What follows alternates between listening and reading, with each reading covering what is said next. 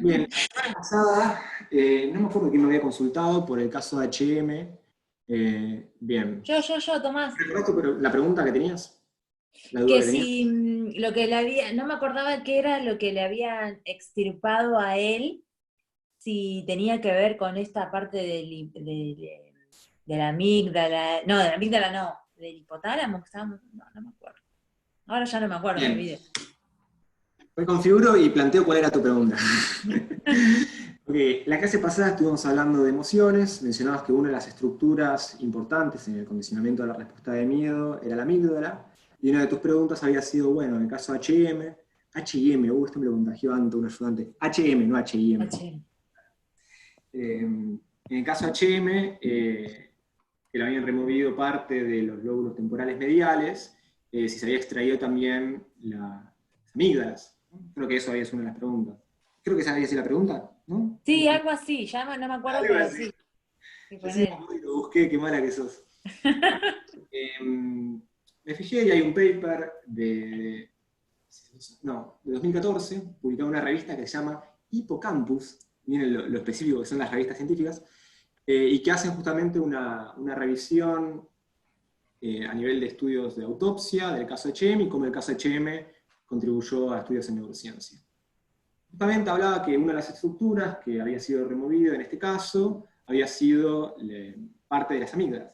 ¿Sí? Cuando hablo de las amígdalas, estoy hablando de las amígdalas que se encuentran en el cerebro, no las amígdalas de la garganta, aclaro por las dudas.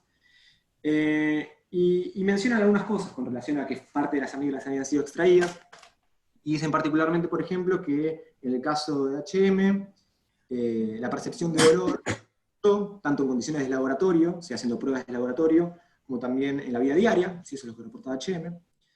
Y también lo que daba cuenta es que supuestamente él no tenía miedo a nada, si eso es lo que reportaba HM, ¿no? Como que había perdido el miedo, si se quiere.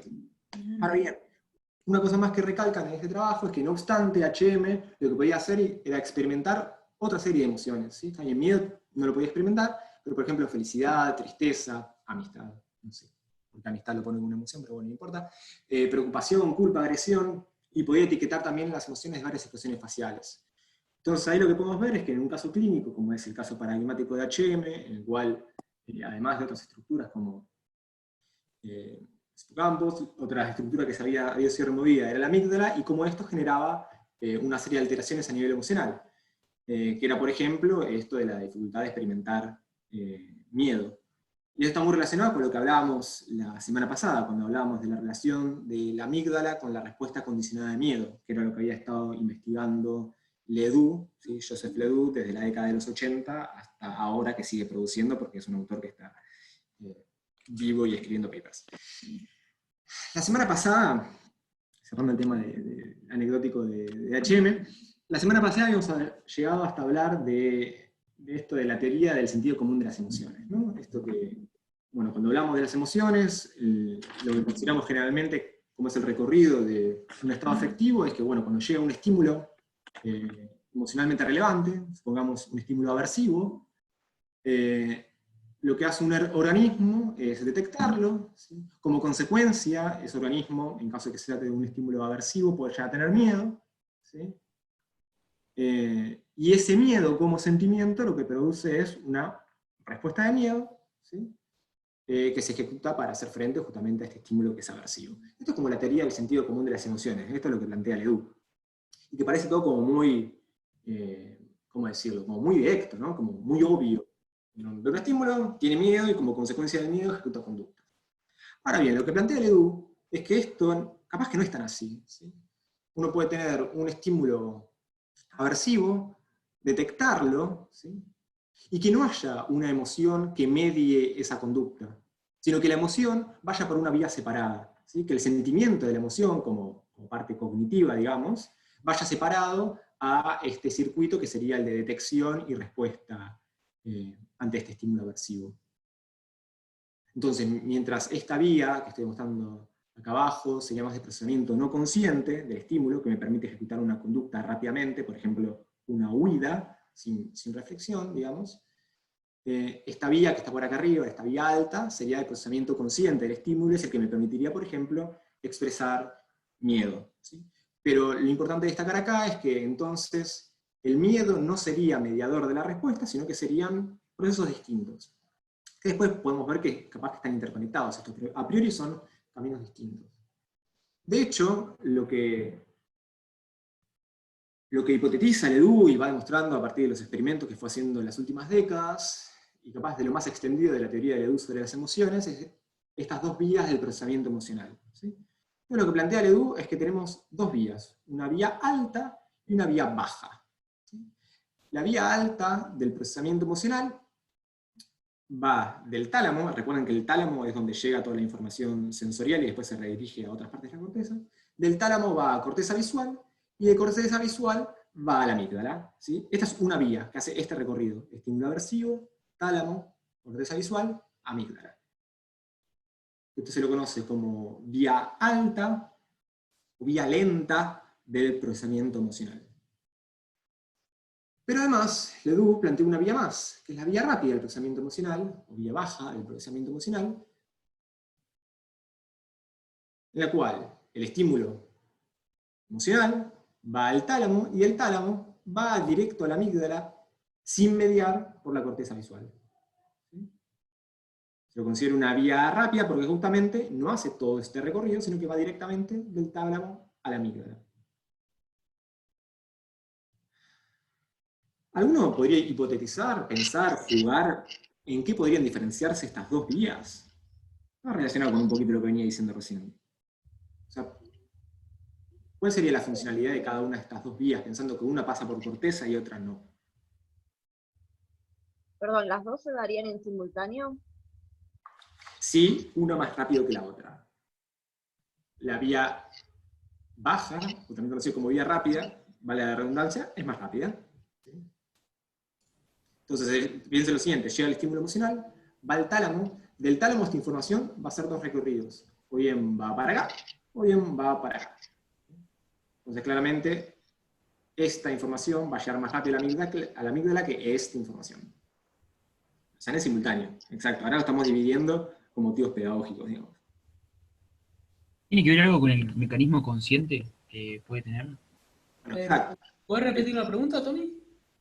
Lo que preguntaba es, ¿por qué creen que hay una vía rápida y una lenta? ¿No? ¿Qué se ganarían con pasar el estímulo por la corteza visual y por la corteza en general?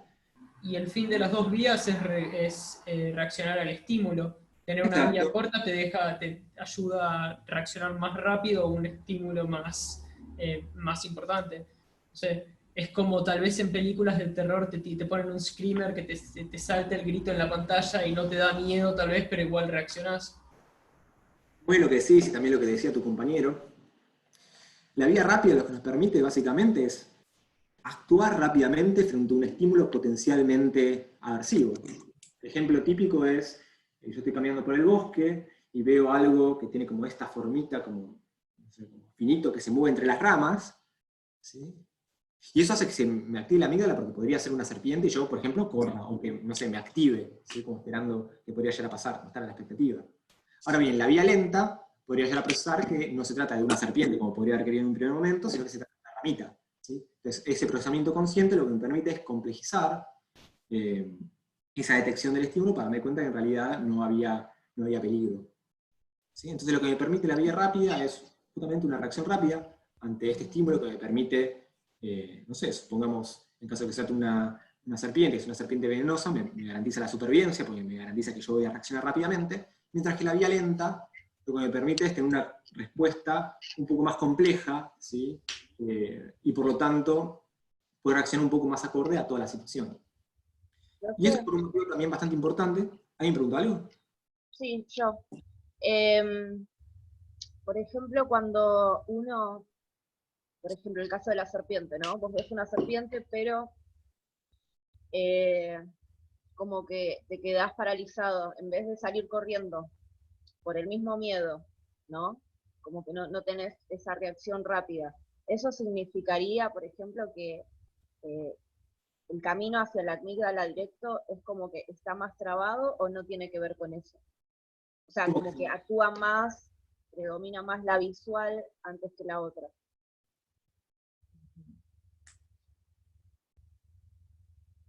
O sea, lo que vos estás planteando es que en vez de yo prepararme para el día, que tenga otro tipo de conducta, tipo freezing, que me quede tipo helado en el lugar.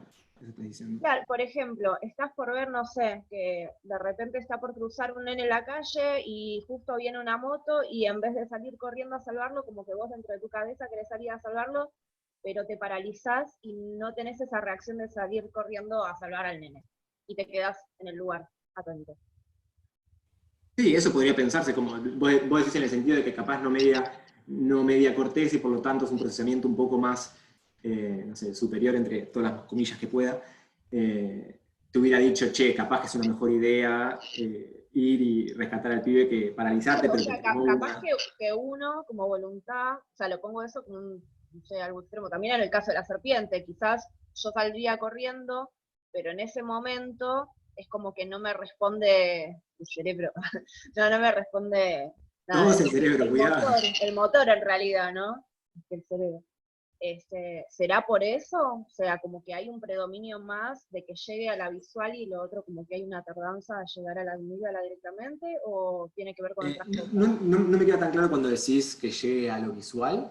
Capaz lo que estás diciendo vos es O sea, que, del tálamo, prima castigo más del este tálamo. recorrido de la vía corta que va primero al tálamo y después a la amígdala Claro, o sea, directamente, y que reacciona sin tanto un feedback de algo más de corteza, no solo de esta parte de corteza, sino de corteza también prefrontal, que me ayude a contextualizar la situación, evaluarla y decir, bueno, capaz que es una mejor idea salvar al pibe. Eso sí vos. yo lo que, a ver, uno tiene dos caminos, ¿no? O sea, como que va por Digamos dos que caminos. no le atribuyamos voluntariedad, ¿no? Como esto pasa, no es que yo lo estoy decidiendo. Sí, pero digo, a ver, tenés como que del tálamo hay dos caminos, ¿no? Entonces, de esos dos caminos habría una posibilidad de que sea por que vaya, o sea, como que el camino de la visual termine llegando más rápido y termine siendo un proceso más lento al corto, entonces por eso la reacción no es tan rápida, porque tampoco es tan rápida. Bueno, claro, la llegada de la exactamente. Ese tipo amígdala. de respuesta, por ejemplo, voy a hacer una analogía de la situación que vos estás planteando. De algo que me pasó hoy. Yo hoy fui a hacer compras, pasé por una casa y de repente un perro dentro de un jardín, atrás de una reja, se me abalanzó, ¿no? Y mi primera reacción instintiva fue como correrme para atrás, ¿sí? Esa reacción instintiva, por decirlo de alguna forma, claramente tiene que ver con esta respuesta rápida que plantea Ledoux. Claramente, si yo contextualizo esa situación y me doy cuenta que el perro está atrás de una reja y que no me va a hacer nada, ¿sí? Eso hace que baje mi respuesta de alejamiento, porque claramente el perro no me iba a dañar. Ahí podríamos hacer un ejemplo de cómo pasa esta vía rápida y esta vía lenta, y cómo esto es, claramente hay una diferencia temporal. ¿Sí? Esta primera reacción rápida es sin discriminar tanto este estímulo que estoy, sin dimensionar tanto ese estímulo que estoy percibiendo. Desde el segundo ya me permite una evaluación un poco más compleja, que me hace revalorar esta primera respuesta que tuve. Claro, yo lo que te digo es, por ejemplo, en el ejemplo del perro, de que vos directamente ni siquiera hubieses reaccionado así, ¿me entendés? Como que ponele que vos pasas, te asustás, pero en vez de tener esa reacción entre comillas, como dijiste, instintiva, como que no pudieras reaccionar ni siquiera de esa forma. ¿Me entiendes? Sí, por ejemplo, esto, como que te quedes helado, decís vos. Exacto. Es una conducta también eso. Pero eso es porque cada persona tiene diferentes respuestas a cada estímulo. O sea, no todos reaccionamos igual ante un susto. Sería como, entiendo que esa sería la pregunta que está haciendo. O sea, algunos ante el perro que ladra, como vos, se asustarían y se saltarían para atrás, otros se quedarían paralizados. Exacto. Y otros se pondrían a llorar. O sea, no tiene nada que ver con un instinto del ser humano que todos los seres humanos respondemos igual. Bueno, pero... No, pero digo, esa condición de respuesta, digo, automática, de hacerlo por instinto, entre comillas, como decíamos, o de quedarse paralizado. ¿Tiene que ver con ese mismo recorrido del tálamo y de la amígdala? Sí, tiene que ver con ese mismo recorrido y capaz queda un poco más claro cuando veamos la siguiente diapo. Nosotros tenemos, es básicamente lo mismo que estamos viendo recién. Llega un estímulo, esto lo procesa un órgano sensorial, manda la información al tálamo y hay como dos recorridos, el de la vía baja y el de la vía alta. La vía baja es la vía rápida que va directamente al tálamo, a la amígdala. La vía alta es la que va del tálamo a corteza y después a amígdala. ¿Sí? Una vez que llega a amígdala, ¿sí? Esa información va a ir a otras estructuras, ¿sí? Relacionadas con distintas partes o distintos componentes del procesamiento emocional. Por ejemplo, la amígdala se va a comunicar con la sustancia gris periacueductal para una respuesta emocional. Esa respuesta emocional podría ser ya sea la huida, o la lucha, o el quedarse congelado, como estás diciendo vos recién, ¿sí? Se da en esta interacción, ¿sí? Pero también se da una interacción de la amígdala con otras estructuras, como por ejemplo con el hipotálamo, que es algo que vamos a ver en la segunda parte de la clase, y cómo esto es mediadora de componentes tanto autonómicos como hormonales de la respuesta emocional, ¿sí? Pero acá hay algo importante, y es que la vía alta, que es la vía lenta, además de estar en contacto con corteza, ¿sí? También entra en contacto con otra estructura que es el hipocampo. El hipocampo, ¿recuerdan con qué está relacionado? ¿Con qué función está relacionado el hipocampo? Con la memoria era. Sí, exacto, me da mucho miedo que no respondan al unísono, sí, con la memoria, particularmente con la consolidación de la memoria, y en relación a la respuesta emocional, lo que da esta interacción del hipocampo con áreas corticales, y también con la amígdala, es darle un contexto, ¿sí? Relacionado con la historia previa de aprendizaje de ese organismo, ¿sí? Entonces, por ejemplo, este contexto podría ser darme cuenta que si está el perro atrás de una reja, no me va a hacer nada, porque yo sé que las rejas no permiten pasar a los animales y a las personas que están detrás y están bien cerradas, ¿sí? Entonces, esa contextualización se da también en la relación hipocampo con corteza. Este procesamiento también, obviamente, como hay más estructuras relacionadas, como pasa por corteza y se da toda esa interacción, obviamente es más lenta. Entonces, instintivamente, lo primero que va a pasar es que yo me voy a cagar hasta las patas, ¿sí? Hasta que llegue esta información, ¿sí? Mediada por corteza, mediada por interacción con hipocampo, que contextualice ese estímulo aversivo y me diga, no va a pasar nada. Pero ya tuve esa primera reacción, que es bien correrme, o bien paralizarme, o lo que sea. Después tienen que venir esta interacción corteza-hipocampo para decirme, no va a pasar nada. Profe, ¿te puedo hacer una pregunta? Sí. Cuando hablas del hipocampo y decís esto de la memoria, ¿no? Puede ser también que, por ejemplo, no sé, la primera vez que pasás por la puerta de un vecino y te ladra el perro, la primera vez te asustás y después ya no te asustas más porque sabes que va a estar el perro. O sea, en eso también está el hipocampo, digamos, en darle esta memoria al cuerpo. Sí, podría ser. Sí. Y también eso que mencionabas vos, ¿con qué otro concepto de la materia que estuvimos viendo hace 2 o 3 clases está relacionado? Con esto de la baja. Con la habituación. Exactamente. Genial. Ahora bien, hasta acá estuvimos hablando entonces de la amígdala y cómo la amígdala está relacionada en estos circuitos que descomponen Edu del procesamiento emocional, de la vía alta a la vía baja. Pero mencionamos también que es importante la actividad de la corteza, sobre todo en este rol de la regulación, ¿no? De la regulación de la conducta emocional. Particularmente, una de las partes de la corteza que tiene mayor injerencia en esta regulación de la respuesta emocional y también adaptación a cuestiones sociales y tal, es la corteza órbitofrontal, ¿sí? La corteza órbitofrontal es una parte de la corteza prefrontal, ¿sí? Que está justamente cercana a las órbitas de los ojos, circundantes a las órbitas de los ojos, ¿sí? Y particularmente esta estructura, la corteza órbitofrontal, ha sido relacionada con la regulación emocional, la regulación de la ira, de la agresión, por ejemplo.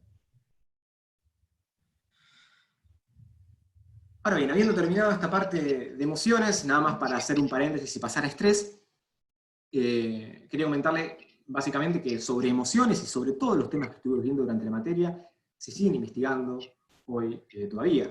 No son temas cerrados, ya empaquetados, que son conocimientos ya sabidos y que no sigue evolucionando, sino que es algo que se sigue investigando. Por ejemplo, hay 2 revistas bastante conocidas en el ámbito de emociones, que son el Journal of Affective Disorders, o revista de trastornos afectivos, y Emotion Review, o revisión de emociones. Esta revista es de artículos originales, estos son artículos de revisión, que tratan sobre emociones, ¿sí? Sobre la temática de emociones y cuestiones afectivas en psicología, neurociencias, también desde el punto de vista psiquiátrico, sobre todo este que trata sobre trastornos afectivos. ¿Alguno sabe la diferencia entre artículos originales y artículos de revisión? ¿Qué se imaginan? ¿Cuál es la diferencia?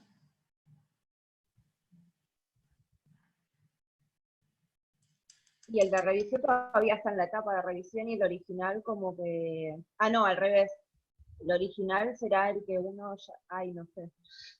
Ahora no sé. Bueno.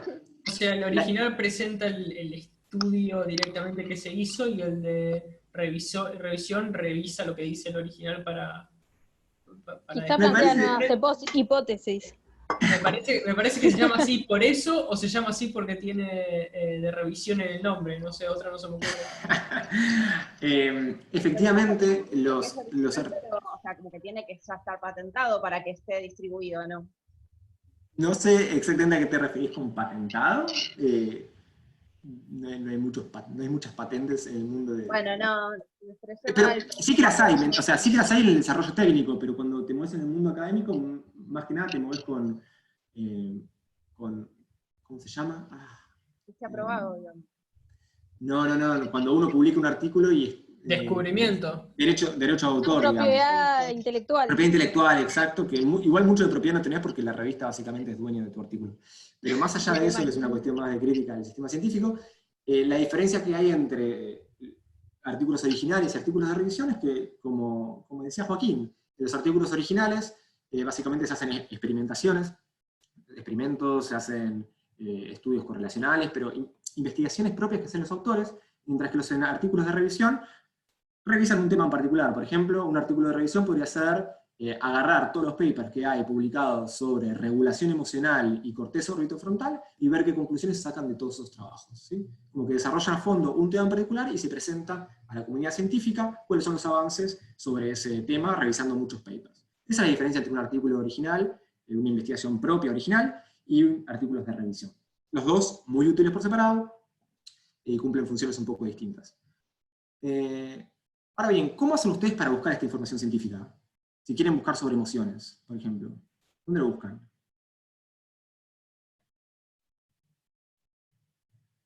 Ustedes quieren buscar las últimas investigaciones que hay sobre emociones. ¿A dónde van?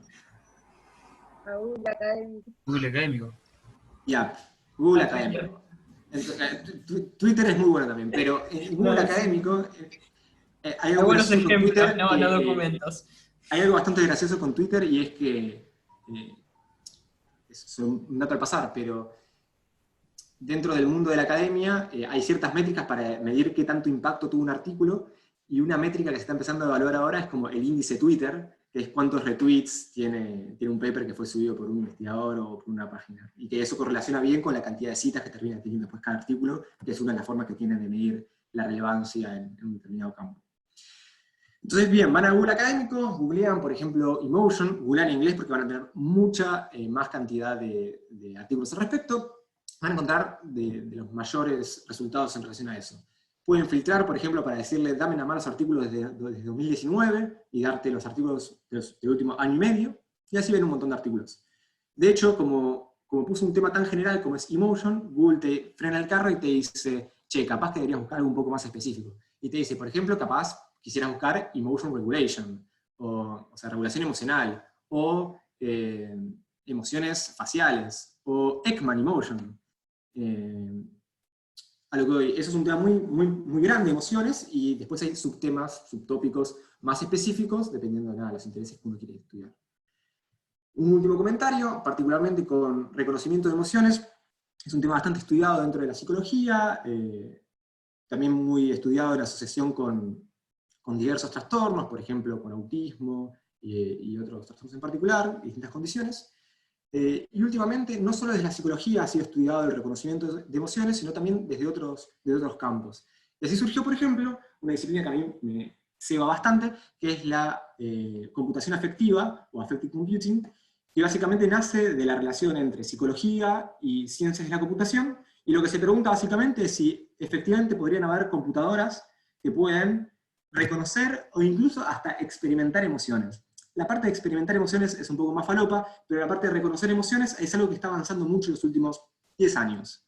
¿Sí? ¿Qué significa reconocer emociones? Por ejemplo, yo pongo a un sujeto con un casco de EEG, lo pongo frente a unos ciertos videos que generan estados afectivos, ¿sí? Videos, no sé, de películas de terror, películas de comedia, y etcétera, etcétera, etcétera. Y después, tan solo a partir de las señales fisiológicas que yo tengo, por ejemplo, a partir de pasarlo por un algoritmo de machine learning, aprendizaje automático, poder reconocer cuál es el estado afectivo de la persona. ¿Sí? Eso es lo que se está estudiando bastante, es una disciplina bastante emergente, en el cual yo me estoy metiendo muy a poquito. Sobre todo a mí me interesa cómo se puede hacer a partir de señales psicofisiológicas como electroencefalografía, resonancia magnética y otras medidas, pero se está estudiando también, por ejemplo, a partir de reconocimiento facial, a partir, por ejemplo, de poder reconocer estados afectivos nada más a partir de tweets, por ejemplo, a partir de mi historial de WhatsApp. ¿Sí? Poder reconocer, por ejemplo, si una persona está pasando por estados depresivos, como mostraba Danny Lowe cuando vino a dar la clase de Speech Processing, de procesamiento de lenguaje y Natural Language Processing. Entonces es un campo bastante emergente, se los nombro nada más para que lo tengan presente. Fin de emociones, pasamos a tema estrés. Hasta acá estuvimos hablando de emociones y modelos generales de emociones, que en realidad es un tema de teóricos, pero me parecía interesante abordarlo, y a mí particularmente me gusta mucho. El tema de prácticos particularmente es tema de estrés. Como siempre, arrancamos con una definición muy escueta, y a partir de esta definición escueta lo vamos a ir descomponiendo un poquito. Una primera definición de estrés es que justamente el estrés es un conjunto de alteraciones que se producen en el organismo como respuesta física, como respuesta fisiológica a determinados estímulos. Voy a hacer una pregunta como disparador. ¿Creen que el estrés es algo malo? No. No, no. No siempre. No siempre, exceso. ¿no? Ahora, en exceso, también me gustó esa respuesta. ¿Alguien más tiene para decir algo? Es una respuesta fisiológica, o sea, lo malo nunca generalmente es el síntoma, es más como lo que lo genera. Así que no. No, quizás tiene que ver con Vamos lo a ver que hormonal a largo también. plazo eso no es tanto como lo decís.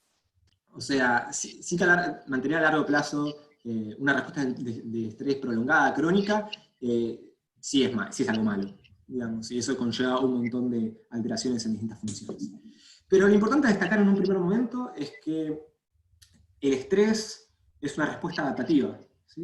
El estrés es una respuesta adaptativa que básicamente lo que busca es restaurar un balance previo a una alteración que se produjo porque se introdujo un estresor. ¿No? Se le introdujo un estresor al organismo.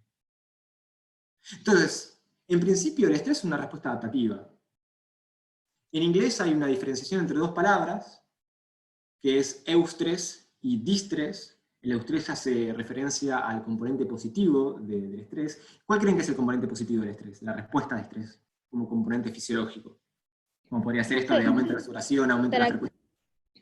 Estar activo, como más, por ejemplo, no sé, te puede servir para hacer deporte, por ejemplo, no sé, me imagino, o ese tipo de cosas, no sé, algo así.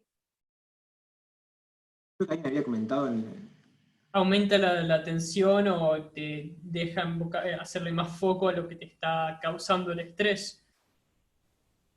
Bueno, exacto, un poco lo que decían ambos. Por ejemplo, ustedes tienen un examen la semana siguiente, ¿no? Un examen virtual integrador, o parte de esa nota va a salir de ahí. En ese caso, lo que te permite esta respuesta de estrés, básicamente es poder concentrarte en ese estímulo, en el mejor de los casos, y poder estudiar para poder pasar ese examen. Si vos no tenés esa respuesta de estrés, que después vamos a ver, está asociado, por ejemplo, con una mayor actividad de una estructura que se llama locus coeruleus, que genera una respuesta noradrenérgica. Si eso no pasa, uno capaz no estar suficientemente atento como para estar estudiando, no sé, 8 horas, 12 horas, los 2 días antes del examen. ¿Sí?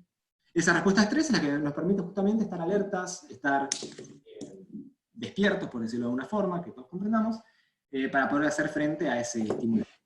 Así como también nos puede permitir hacer frente a una amenaza un poco más específica, como podría ser en caso de que me vengan a robar y yo quiera salir corriendo. Entonces, en principio vamos a ver que la respuesta de estrés, habíamos hablado que la respuesta de estrés es esta respuesta fisiológica, esta respuesta física, cuando nos encontramos con un estresor que altera este balance homeostático, y esa respuesta de estrés lo que va a generar es o una respuesta de lucha, o huida, o de parálisis, como también mencionaba recién la compañera. ¿Cómo reacciona a ese estímulo que se presentó? Ok. Ahora bien, estos estresores, ¿de qué tipo pueden ser? Pensemos todos juntos. ¿Qué tipo de estresores existen para ustedes? ¿Cuáles pueden ser? Ejemplos. Ya mencionamos el trabajo o la falta de trabajo. Trabajo, la falta de trabajo, ni hablar. ¿Qué más? La facultad. La facultad. ¿Qué más? Todo lo que represente un caos para la vida de uno. No sé, la pérdida de un familiar. Me encanta esa definición. Me imagino escribiendo un paper. Todo lo que genera caos. Un estresor podría ser, por ejemplo, yo soy un niño de 8 años, salgo al recreo, veo que están jugando al fútbol, digo si puedo jugar y me dicen que no porque juego muy, muy mal. Eso claramente es un estresor de tipo social, ¿no?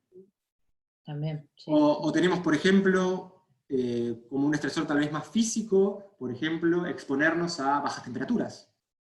Eso también es un estresor, que genera un desbalance homeostático, y que nos genera una respuesta, por ejemplo, de huida, o que nos activa para poder hacer frente a ese estímulo que nos está presentando. Entonces, los tipos de estresores son muy variados, y hablamos de estresores psicológicos, como podría ser, no sé, en caso de que me somete a una situación de robo, una amenaza, por ejemplo, que hablaba la compañera de amenaza por trabajo, o bien puede ser físico, como decía yo recién, cuestiones de temperatura, o por ejemplo, un ruido fuerte, no sé si eso se escuchó en sus casas, pero si fuera presencial tendría un impacto más fuerte. O social, esto de, qué gracioso, casamiento pusieron, o biológicos, como hambre, privación de sueño, etc. Entonces podemos ver que los tipos de estresores pueden ser muy variados, y en los seres humanos, particularmente, esto se amplía más y más, porque de repente se nos mete un componente que al menos no podríamos decir con certeza que podemos encontrar en otros organismos, que es el lenguaje, ¿no? Eso es otro quilombo para otro día, que ya estuvo hablando Dani Lobo en la clase de lenguaje, pero al meterse todo el tema del lenguaje y cuestiones simbólicas, ¿no? Y representaciones, representaciones a nivel general, evaluaciones metacognitivas, uno tiene un millón más de preocupaciones, ¿no? Un millón de cosas más a las cuales está prestando atención, y eso claramente genera un efecto a nivel de estrés. Ahora bien, cuando yo me encuentro frente a un estresor, la idea es que el organismo, si puede encontrar una respuesta de afrontamiento que le resulta eficaz, puede hacer frente a ese estrés, y ese estrés va a bajar, ¿sí?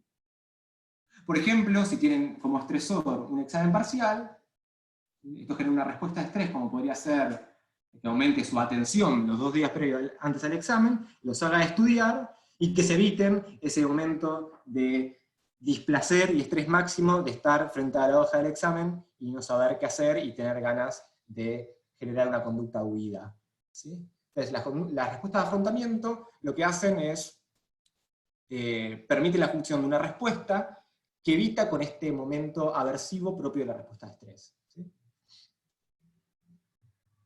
Bueno, un concepto relacionado a la respuesta de afrontamiento es algo que no mencionamos cuando hablamos de aprendizaje, que es la indefensión aprendida. ¿Alguno ha escuchado hablar alguna vez de la indefensión aprendida? ¿Alguno vio alguna vez esta imagen del elefante atado a ese palito? Ah, sí, la historia del elefante de que creció. ¿Cómo es, Joaquín, a vos que te gusta hablar? Lo sabemos, Joaquín. ¿Cómo es la historia del elefante? ¿Que me cuente? Sí, obvio. No, había... Bueno. Dale, habla, Joaquín. ¿Cuento o no? Bueno, pero Sí, dale. había un padre que lleva a su hijo al circo. La sabés con introducción y todo, dale. Sí. ¿Cómo es esto? Está todo el show, y en el medio del show aparece un elefante que lo tienen atado a una estaca en el piso. Lo sueltan para el show, hace toda su parte y lo vuelven a atar con la estaca. Termina todo lo del circo y el hijo le pregunta al padre, papá, ¿cómo tienen al elefante atado ahí? Es enorme, se puede salir cuando quiera. Y el padre le dice, bueno, ese elefante estuvo atado a esa estaca de chiquito, y de chiquito no tenía la fuerza como para salir. Trató y no pudo. Y creció creyendo que no podía, que no puede mover esa estaca. Por ahí va más o menos la historia. Exactamente. O sea, si lo hubiese hecho yo tendría más explosiones en el fondo, pero bueno. Lo narraste muy, muy bonito.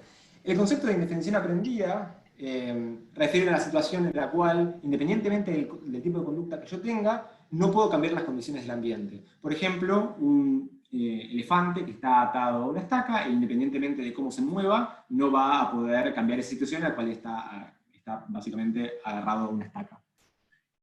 Otro cuentito que a mí me gusta contar, y más relacionada a una situación habitual, es lo que podría pasar en un primario, ¿no? Tenemos el primario, hay un nene que no le va muy bien en el colegio y va a rendir un examen, ¿no? Uno de los primeros exámenes que tiene, y le va mal, ¿no? Le va mal y ese día lo mandan a la casa con una cartita, una nota de la profesora diciendo que le fue muy mal, que estudie para la próxima. El nene ese día no había estudiado, ¿no? Pero lo que va a hacer la próxima vez es proponerse estudiar. Dice, esta vez yo voy a estudiar y me va a ir bien. El nene estudia, va al siguiente examen del tema 2 de la materia, y le va mal también, ¿no? Le va mal, y no solo le va mal, sino que le mandan de vuelta la notita por el cuaderno diciéndole que le fue muy mal. Muy triste va a la casa, le cuenta a la madre y dice, pero yo estudié. Bueno, hijo, no estudiaste lo suficiente. Y el chico estudia con todo su empeño, ¿sí? Y también le va mal en el siguiente examen. Y le vuelven a mandar a la casa con una notita firmada por la docente. ¿Qué creen que va a hacer el chico después de esa tercera vez que le fue mal? Y le mandaron a la casa con la notita en el cuaderno. Se va a ir a las puteadas y va a decir, pero loco, si yo estudié. O sea, Así le dice. Pero sí, no se va a ir a las puteadas. Y dos cosas, o va a empezar a escribir su nombre en las pruebas, o todo esto, o va a parar de estudiar directamente porque no tiene sentido. Dice, ya está, ¿qué voy a seguir estudiando yo? Si independientemente de cuánto estudie, no me va a ir bien. ¿No? Es como, si independientemente de mi tipo de conducta, no voy a poder cambiar esta condición. ¿Por qué voy a seguir estudiando? Entonces, esto es algo, el concepto de indefensión aprendida es algo que podemos pensarlo en un montón de ambientes, y particularmente en el ámbito educacional está bastante presente. Es el CBC, profe, eso es lo que nos pasó a muchos de nosotros en el CBC con matemática y biología. Que yo lo dejé 8 Estaba años. pensando lo mismo. Claro, es un monstruo. Todos pensamos en matemática, la gente que se ha ido de la UBA por matemática. Sí, mal. Pero miren, ustedes están acá. Vamos. Esperaron. No hubo indefensión aprendida y felicidades, chicos. Bueno, y esto del CBC es verdad. Mi pareja me contaba que ella no había estudiado mucho para el examen de Sociedad de Estado, le fue mal, después fue a recuperatorio, estudió un montón, ella sabía que le fue bien, y la desaprobaron también, y no le dejaban ver el examen. Entonces, claramente, la situación genera indefensión aprendida. Independientemente de cuánto estudie, claramente no me va a ir bien y no depende de eso. Entonces, ¿para qué voy a seguir esforzándome? Está buena la analogía CBC de indefensión aprendida, y lo voy a usar en próximos cuatrimestres. Sí, usarlo porque es verdad. Usarlo porque es verdad. Bueno, una cuestión importante es resaltar cómo esta respuesta de estrés puede ser modulada por factores psicosociales, ¿no? El entorno, la manera como la persona percibe el entorno, ¿sí? Todas estas cuestiones claramente modulan el estrés, y es particularmente interesante esto analizarlo a nivel de organismos humanos, a pesar de que muchas de las cosas que hablaremos en los últimos minutos que nos quedan son generales tanto a nivel de organismos humanos como no humanos. Lo mismo en relación a lo que decía antes de la importancia del lenguaje en organismos humanos, y cómo se relaciona esto con la respuesta de estrés, ¿sí? El análisis de la situación, pensamiento y las consecuencias, tanto a nivel conductual y emocionales, y cómo esto repercute en una respuesta de estrés, ¿no? Y cómo la modula. Cómo la significación simbólica tiene mucho que ver en esta respuesta de estrés. Ahora bien, la clase pasada habíamos introducido tema de emociones, y cuando hablamos de temas de emociones mencionábamos estos tres componentes, ¿no? Hablamos del componente comportamental, pero hablamos también del componente autonómico y hormonal. Lo que vamos a hacer los minutos que nos quedan de clase es hablar particularmente de estos componentes autonómicos y hormonales, particularmente relacionándolo con la respuesta de estrés. ¿Sí? Lo que quiero decir es cómo la respuesta de estrés está muy relacionada con lo que veíamos de emociones en la clase pasada, y de hecho, lo autonómico y hormonal incluso podría considerarse parte de la respuesta emocional que veíamos en la clase pasada. Este cuadrito lo veíamos hace un ratito, ¿no? Mencionábamos que cuando llega un estímulo, esto va al tálamo, pasando o no pasando por corteza, esa información llega a amígdala, y una vez que llega a amígdala, hablábamos de distintas interconexiones que tenía la amígdala con distintas estructuras, que esto nos daba el componente tanto conductual como autonómico y hormonal de los estados afectivos. Y hablábamos que una de las estructuras con las cuales interaccionaba la amígdala para producir esta respuesta autonómica, y lo que vamos a ver en el resto de la clase también con la respuesta hormonal, es el hipotálamo. Vamos a empezar a hablar de cómo el hipotálamo tiene que ver con esta respuesta de estrés. Bien. Cuando hablamos de fisiología del estrés, ¿sí? Fisiología de la respuesta al estrés con aspectos físicos, vamos a hablar de dos ejes, ¿sí? De dos partes. Las separamos para un poco contarles en formato de historia. Esto claramente pasa todo junto, pero vamos a dividirlo para poder desmenuzarlo un poquito más y que quede más claro. Por un lado, hablamos de cuestiones del sistema nervioso autónomo, de la rama simpática del sistema nervioso autónomo, que nos permite tener este aumento en la vigilancia, que nos permite generar esta respuesta de huida o de lucha frente a un estímulo aversivo, por ejemplo. Es el que nos permite esta activación y nos da los recursos para poder emprender una determinada conducta ante ese estímulo en particular. Entonces, la actividad de la rama simpática del sistema nervioso tiene que ver con lo que veíamos recién como parte autonómica de la respuesta emocional, ¿no? Sistema nervioso autónomo, rama simpática. Mientras que después tenemos el eje hipotálamo, hipofisiario, adrenal, hipotálamo, hipófisis, adrenal, ahora vamos a hablar de esto, que también lo pueden encontrar como eje hipotálamo, pituitario, adrenal, porque hipófisis o glándula pituitaria refieren a la misma estructura, que tiene que ver con la parte hormonal de la respuesta emocional o de la respuesta de estrés. Por eso lo digo en dos, porque refieren como a partes distintas. Bien, particularmente me quiero centrar en la parte, en el eje hipotálamo, hipofisiario, adrenal.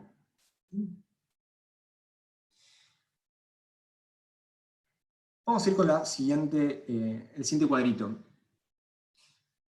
De lo que vamos a hablar ahora es de lo que pasa a nivel hormonal, ¿sí? Que le permite al organismo que está pasando por una respuesta de estrés tener energía para hacer frente al estresor. Cuando hablamos de energía, estamos hablando de disponibilidad de glucosa en el organismo. Esta disponibilidad de glucosa puede darse por síntesis de glucosa, ¿sí? A partir de otras moléculas. Esto se lo conoce como... Se me fue el término. Bueno, se me fue. ATP, profe. Acá ATP. Glucólisis. Pero me falta un componente más. Gluconeo... Bueno, no importa. No importa. Se fue el término. Ya volverá en algún momento de la clase. Ok, esto puede darse o bien por síntesis de glucosa, o también por degradación de, por ejemplo, de grasas o de proteínas, para que se produzca glucosa, ¿sí? Pero lo importante es que la actividad de este eje hipotálamo, hipofisiario y adrenal permite que haya disponibilidad de glucosa en el organismo. ¿Para qué nos sirve la glucosa? Para poder hacer frente a este esta actividad autonómica. Lo que viene es como a ayudar la respuesta autonómica para que efectivamente ese organismo pueda hacer una determinada conducta de escape o de lucha frente a ese estresor. ¿Se acuerdan que lo vimos la semana pasada, ¿no? Que hablamos del componente conductual, el componente autonómico y el componente hormonal? El componente conductual era efectivamente la huida, o la lucha, o el freezing, lo que sea. El componente autonómico es lo que nos da justamente, viene en auxilio de la respuesta conductual, que nos permite estar alerta, o otro tipo de reacciones que vienen en auxilio de esa respuesta, mientras que después tenemos la parte hormonal que nos da la energía a partir de disponibilidad de glucosa. Particularmente cuando hablamos del eje hipotálamo hipofisiario adrenal, estamos hablando de la disponibilidad de energía para el organismo. Y esto se da gracias a la comunicación de distintas estructuras a partir de distintos mensajeros, que son las hormonas. ¿Sí? Vamos a hablar de distintas hormonas que forman parte de este eje hipotálamo hipofisiario adrenal. Cuando hablamos de eje es una comunicación entre estas estructuras. Dos de ellas se encuentran en el encéfalo, ¿sí? Hipotálamo y la hipófisis, y la otra es la glándula suprarrenal, ¿sí? O adrenal, cuando hablo de adrenal, que es que queda por encima de los riñones. ¿Sí? Esta comunicación va del encéfalo hasta los riñones y después se vuelve a comunicar, a partir de ciertas hormonas. Ahora bien, ¿cuáles son estas hormonas? Estas hormonas son, por un lado, la CRH, o hormona liberadora de corticotrofina, por su sigla en inglés, CRH, que se sintetiza y se libera en el hipotálamo, y viaja a la hipófisis o glándula pituitaria, y lo que permite la liberación de esta hormona en el hipotálamo es activar la síntesis y liberación de otra hormona en la hipófisis, que es la ACTH, ¿sí? O adrenocorticotrofina. Esa hormona, a su vez, viaja hacia la glándula suprarrenal y activa otro tipo de hormonas, como por ejemplo lo es el cortisol. Que a su vez el cortisol viaja nuevamente al encéfalo. Ese es un primer acercamiento, ahora vamos a ir paso por paso para que quede un poco más claro y ver qué consecuencias tiene este primer modelito que les estoy presentando.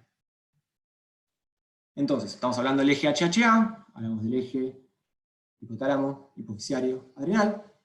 El primer paso de este eje, de este camino, de esta respuesta hormonal, de la respuesta de estrés, entonces, es la liberación de esta hormona en el hipotálamo, que es la hormona liberadora de corticotrofina, que se sintetiza y se libera en el hipotálamo, y que viaja hacia la hipófisis.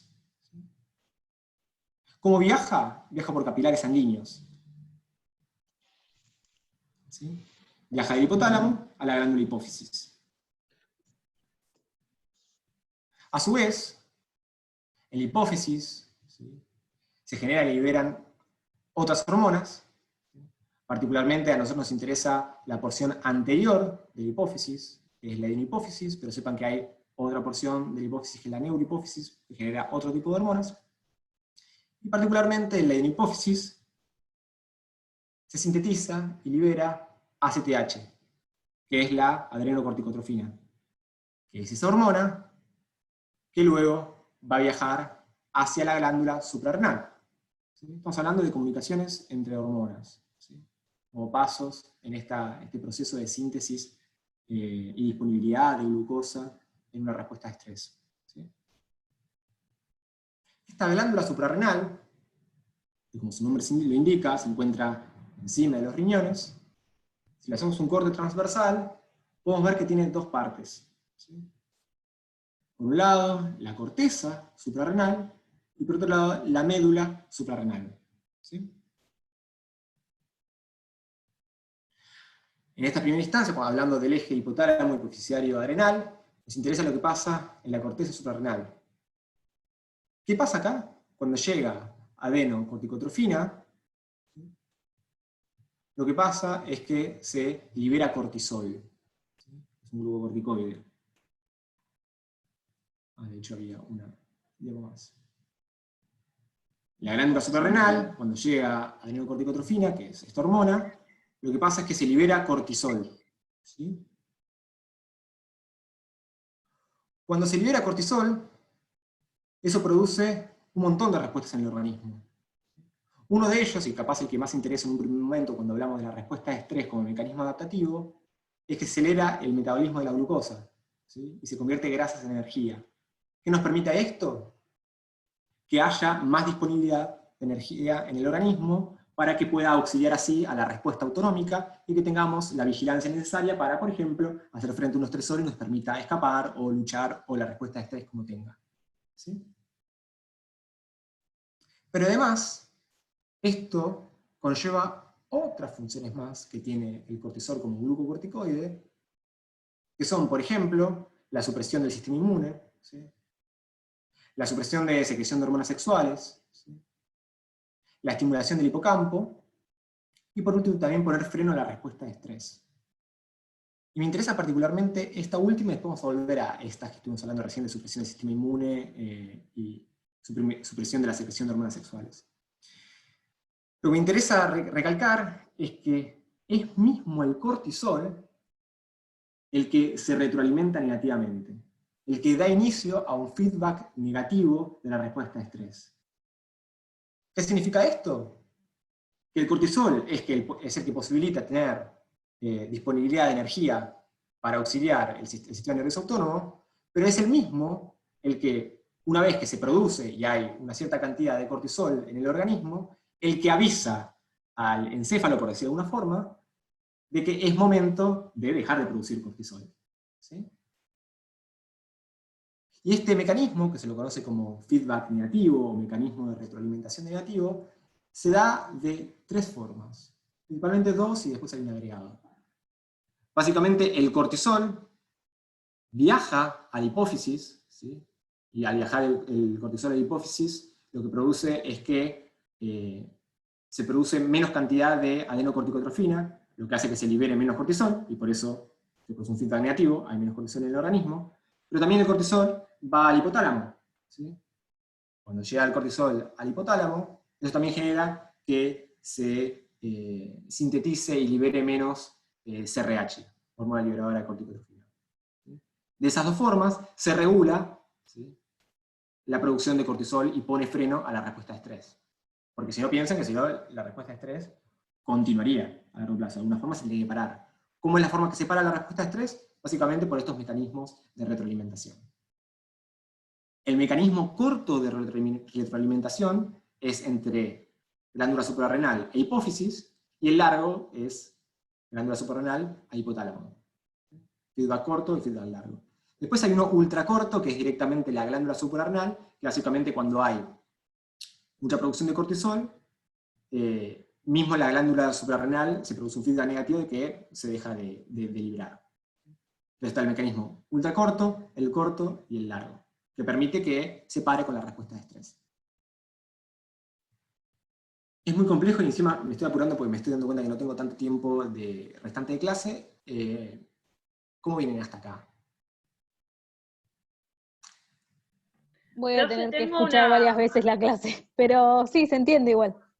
Profe, tengo una consulta. Esto yo automáticamente lo relaciono con lo que vimos de sueño-vigilia y me pongo a pensar cómo también la liberación de cortisol y el hecho de dormir mal o no dormir puede afectar las respuestas ante el estrés. Obviamente. Sí, obviamente. O sea, al instante pensaba eso, como digo, tal vez dormís mal y tal vez liberás menos cortisol o más cortisol y respondes diferente a las respuestas de estrés. Me gusta tu pregunta que estás haciendo, porque cuando veíamos los estresores, y hablamos de los distintos tipos de estresores, psicológicos, sociales, biológicos, uno de esos estresores puede ser la privación de sueño, claramente. Y la privación de sueño es un estresor que altera nuestra homeostasis, ¿sí? Claramente va a haber una respuesta ante eso. Tal cual, está muy relacionado a lo que estás diciendo. Entonces, hasta acá estuvimos hablando de este eje HHA, hipotálamo, hipofisario adrenal, que lo que regula es la producción de cortisol, ¿sí?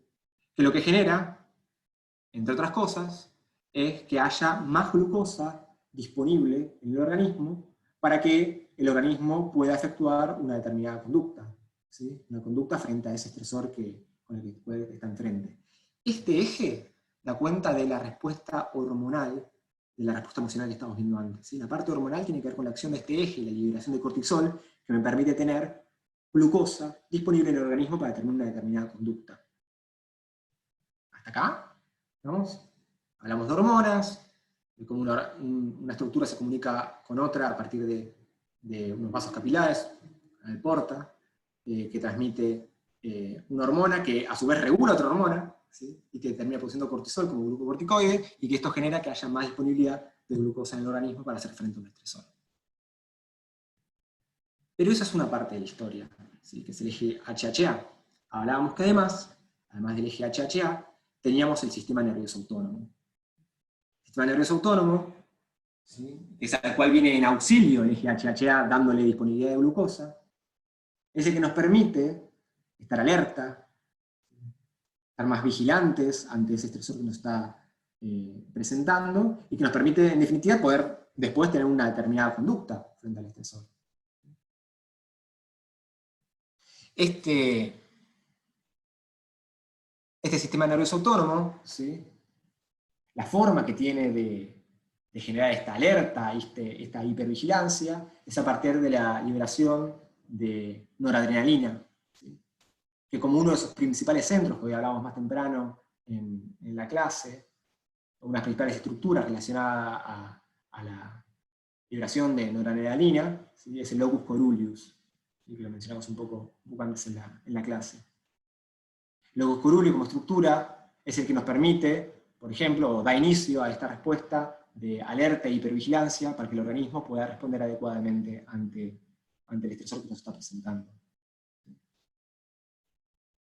Ahora bien, les quiero explicar un poco qué es este cuadro, un poco para terminar la clase, un cierre y estamos. Para ver si terminan de comprender qué es lo que estamos manifestando acá. Tenemos tres estructuras, esto es un modelito, ¿no? Hipotálamo, hipófisis y glándula adrenal, ¿sí? Tenemos el hipotálamo, que libera la hormona liberadora de corticotrofina, ¿sí? Esta hormona viaja hasta la hipófisis, por vasos sanguíneos, por capilares. En la hipófisis se sintetiza y libera otra hormona, que es la ACTH, ¿sí? La ACTH viaja hacia la corteza adrenal, ¿sí? Suprarrenal, adrenal, como queramos llamarle, ¿sí? Donde se liberan glucocorticoides, dentro de los cuales se encuentra el cortisol, ¿sí? Particularmente hablamos que el cortisol nos interesaba porque era quien nos proveía de esa glucosa para que tengamos la energía suficiente para hacer frente a ese estresor, ¿sí? Y eso pasaba en la corteza de la glándula suprarrenal, ¿sí? Cuando veíamos recién un corte transversal, la corteza era donde se producía y se liberaba estos glucocorticoides que nos permiten tener disponibilidad de glucosa, ¿sí? Pero además, eso pasaba en la corteza de la glándula suprarrenal. Además, en la médula de la glándula suprarrenal, se sintetiza y libera otra hormona que también funciona como neurotransmisor, que es la adrenalina, ¿sí? Y es esta adrenalina la que produce el aumento de la frecuencia cardíaca, el aumento de la tasa respiratoria, ¿sí?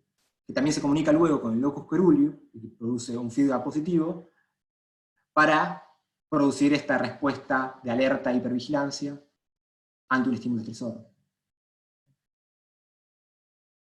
El locus coeruleus después sintetiza y libera noradrenalina, que justamente lo que permite es darnos ese estado de alerta e hipervigilancia. Entonces hay una interacción entre ambos ejes, entre el eje hipotálamo, hipofisiario adrenal y el sistema nervioso autónomo, que nos permite tener tanto esta respuesta autonómica como esta respuesta hormonal. Ahora bien, mientras la parte autonómica de lo que estamos refiriendo recién, el sistema nervioso autónomo, se produce a los pocos segundos, y nos permite estar vigilante ante un estímulo que se nos presenta en un determinado momento, y es de corta duración, ¿sí? Si no se mantiene en el tiempo el estímulo es de corta duración, la parte hormonal de la respuesta de estrés se mantiene durante horas, ¿sí? Si el estresor sigue presente. Y esto lo que nos produce es que tengamos la disponibilidad de glucosa necesaria para hacer frente a un estímulo que se nos está presentando. Pero además, ¿sí? Además de posibilitar el cortisol, la disponibilidad de glucosa, hablamos de que tenía otras funciones. Entre ellas hablamos de que una de las funciones era proveer un feedback negativo para que deje de producir cortisol el organismo. Pero además mencionábamos, por ejemplo, cómo esto genera... ¿dónde estamos? Acá. Lo que genera es la supresión del sistema inmune, ¿sí? Si es un estresor fuerte, ¿sí? O la supresión de la secreción de hormonas, por ejemplo, hormonas sexuales. Entonces, si tenemos una exposición prolongada ante estresores, ¿sí? Si estamos continuamente expuestos ante estresores, que es algo que nos pasa habitualmente en las sociedades, ¿no? Y si el estresor sigue presente y tenemos una respuesta de estrés continuada y crónica, lo que va a pasar es que de repente vamos a empezar a tener déficit en nuestro sistema inmunológico, ¿sí? Por presencia del cortisol que produce efectivamente eso, con un fin muy claro, que es priorizar la producción de glucosa para darle energía al organismo, en déficit y en detrimento de otras funciones. ¿Sí? O sea, dejamos de lado lo inmunológico para mejor dedicarnos a otra cosa, que es la producción de glucosa. Pero además, como decíamos recién, por ejemplo, que se producían déficit de la secreción de hormonas sexuales, esto puede llegar a producir, si el estrés es prolongado, infertilidad, abortos espontáneos, daños en tejido muscular, deterioros en la memoria, ¿sí? Porque como veíamos recién, el cortisol también afecta al hipocampo, ¿sí? Se interacciona con el hipocampo, y hablamos, bueno, de la importancia del hipocampo en relación a la conciliación de la memoria.